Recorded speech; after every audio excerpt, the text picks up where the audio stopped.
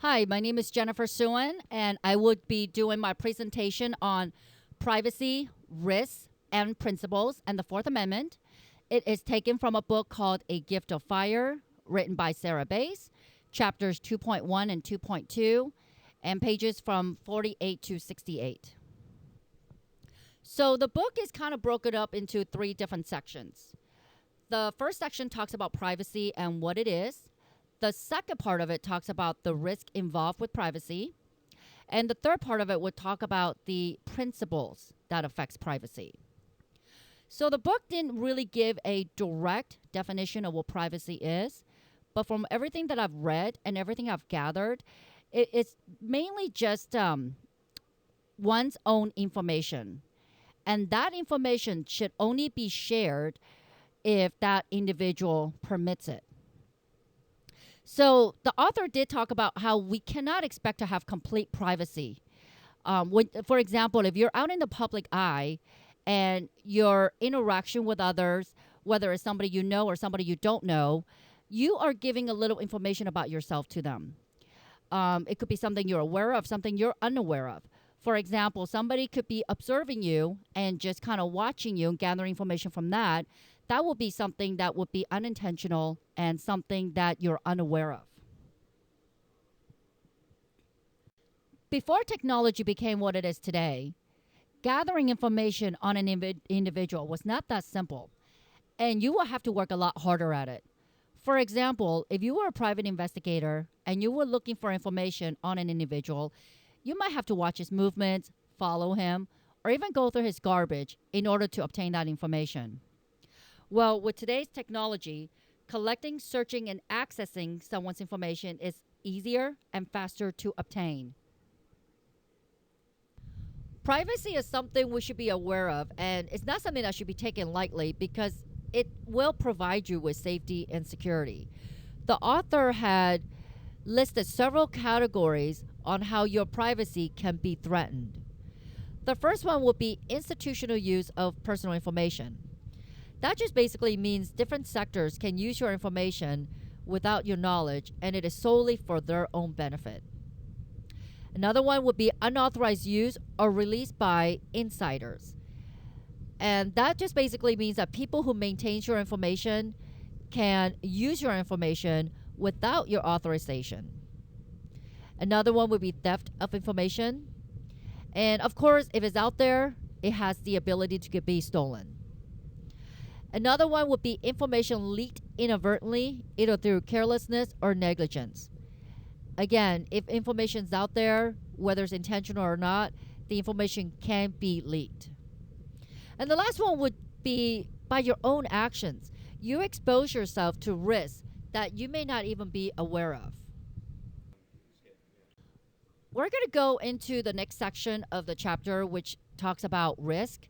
And of course, with new technologies comes new risk.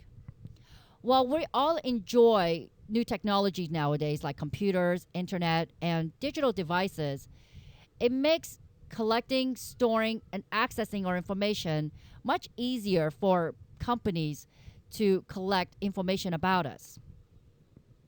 They can do this through our web activity, like the way we would play with the internet. Whether it's through our social media networks or whether it's just our searches, what we're looking for on the internet. And the one thing I actually found was really interesting was you don't even have to be a customer or a subscriber of theirs, and they can still have access to this information because they actually have software that can track down your activities and analyze it for them. So that way they can develop different products and services that can be tailored directly to you.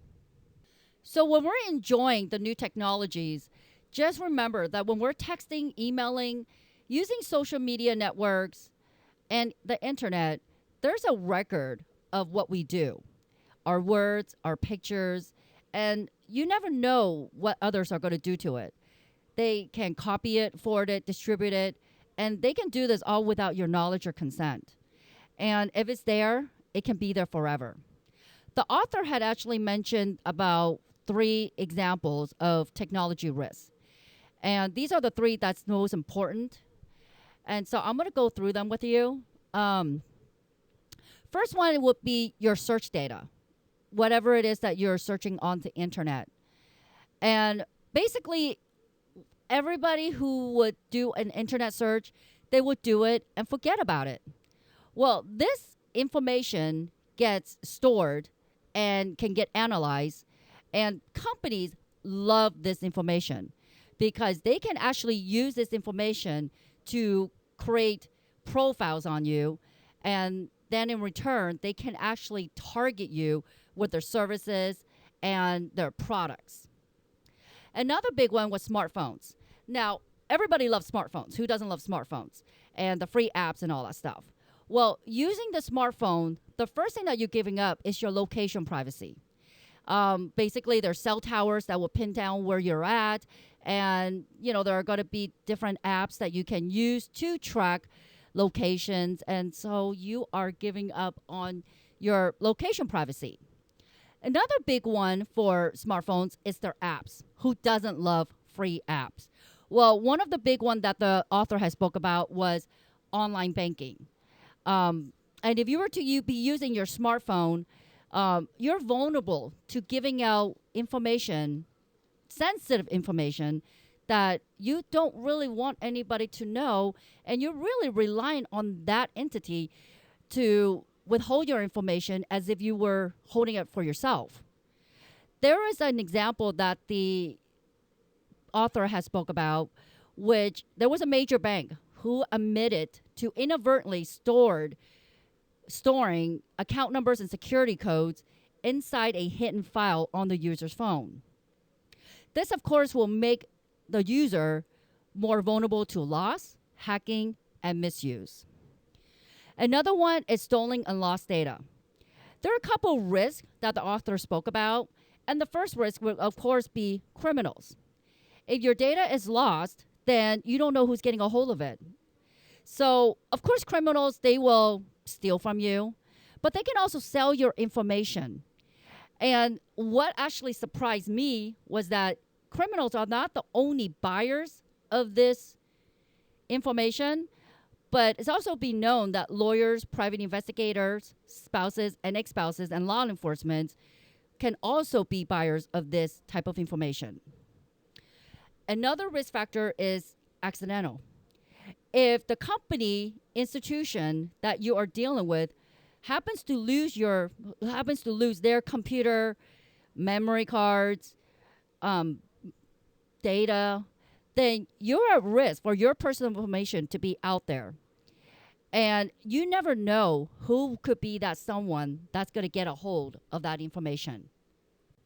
The author had listed a summary of risks that we will encounter when we are dealing with new technologies today. And I thought they were really good. I mean, it's something that I feel like we should all keep in the back of our minds when we are enjoying the new technologies we have today. So I'm going to go ahead and go through them with you. People are usually not aware of the collection of information about them and their activities. That means that people who uses the web, maybe do an internet search, they're usually not aware of the fact that the information is stored and the data does get collected. And it really does give businesses a good sense of what products to develop or maybe what marketing techniques to use on us. The next one is anything we do on the internet is linked to our computer or phone and possibly our name. That means that whatever it is that we're doing on the internet, it could be identifiable and traceable through our IP address and maybe our phone. So whatever it is that you do, someone out there can track it down. Once the information is out there, it's out there forever. Even if you were to think that you deleted the information and it's gone, well, if the information was out there, it could still be out there and it could be out there forever. The next one is leaks happen. That means that once you put information out there, leaks can happen. Things can get out and, it's just technology. So anything can happen, whether it's accidental or unintentional. And the next one is we rely on businesses and organizations to protect our identities from thieves and government prying. And the next one is the government can demand and request information about us that is held by business and organizations.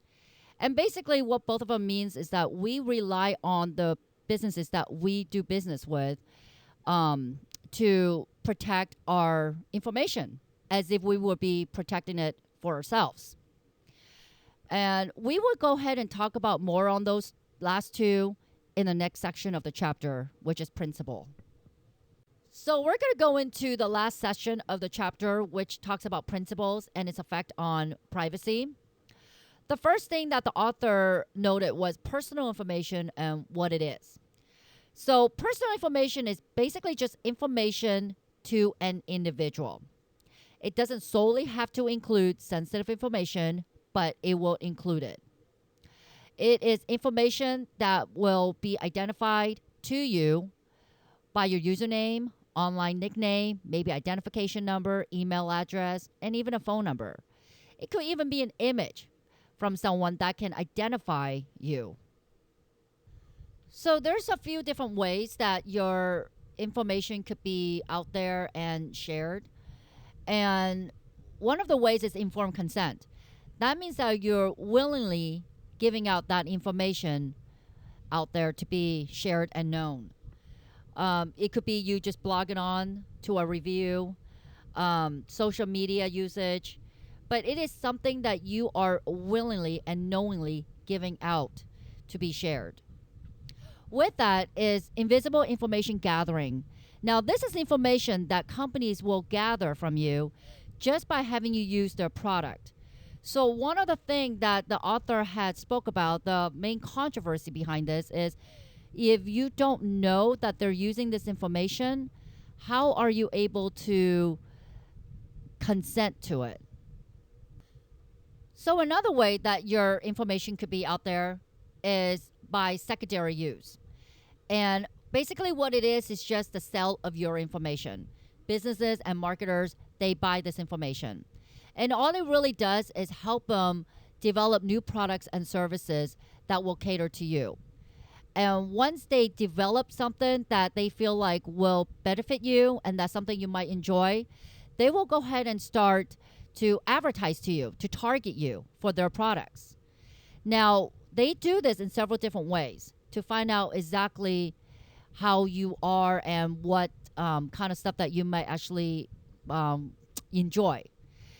They do it by data mining, matching, and profiling. All of this is to help them develop new products and services and target you, the consumer, because they feel like they can gain business out of it. The most common way for you to combat this will be that they have to give you an option to opt out and opt in. Now, in order for you to opt out, you will actually have to check in a box that specifically says that you do not want this information to be sent to you. If you do not do anything about it and you leave it alone, it is under the presumption that you are allowing them to keep sending you stuff. That's just the same thing as opting in the option. That is your consent to them to keep sending you advertisements. This is just the same thing as if you were to have an unwanted email and you wanted to unsubscribe. That would be the same thing as opting out.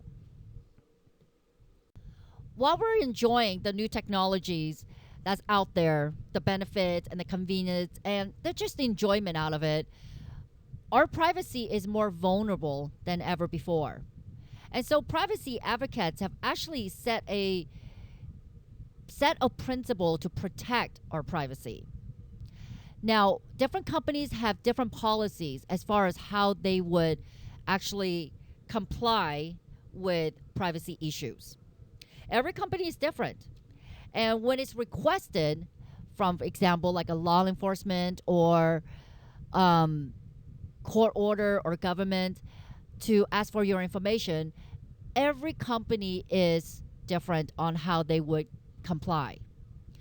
So it is utmost important for the businesses to set those policies ahead of time and to alert their customers on how they would deal with it. And it is really important for you as a consumer to know how their policy is handled and whether or not you agree with it. That way you can make a sound decision on whether or not that is a company you want to deal with. I thought that finishing up my presentation with the Fourth Amendment would be appropriate. I mean, that's just how important privacy is. And I think it's good for all of us to at least be aware of what goes on out there and how our privacy could be at risk with just some of the stuff that we do on a day-to-day basis. It is so important that even our U.S. Constitution has a separate amendment to address it.